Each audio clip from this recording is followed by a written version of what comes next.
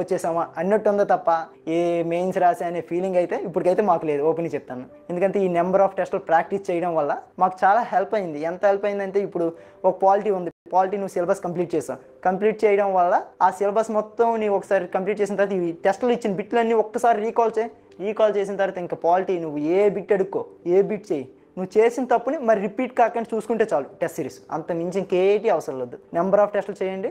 నేనైతే నేను నోట్స్లే చదివాను, నోట్స్లో అయితే మాత్రం నేను నెంబర్ ఆఫ్ టైమ్స్ రీకాల్ చేశాను. అంతేకాక మన short notes important. Short notes ఎలా ఉండాలంటే నీకు ఇంత కంటెంట్ ఇచ్చారు, దీన్ని 10 పేపర్లు ఉన్నాయి, ఆ 10 పేపర్ల కల్లా నువ్వు ఒక 2 పేపర్లో కన్వర్ట్ చేసుకో.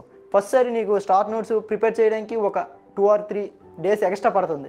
అంత ఎక్స్ట్రా పెట్టినా కూడా ఏం చేస్తాను, నువ్వు ఒక్కసారి షార్ట్ నోట్స్ ప్రిపేర్ చేసావంటే నీకేముంటుంది, ఆ 3 or 2 days కష్టం వల్ల నీకు ½ an hour 1 hourలో కంప్లీట్ అయిపోతుంది. ఆ కంప్లీట్ అవ్వడం వల్ల నీకు ఎలా ఉంటుంది, నెంబర్ ఆఫ్ టైమ్స్ రీకాల్ చేసేవచ్చు.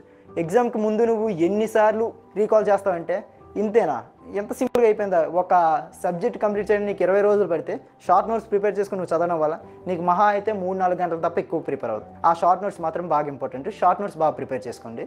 నాకు ఇటీవల 2 జాబ్లు వచ్చాయని చెప్పాను కదా, నాకు ఫస్ట్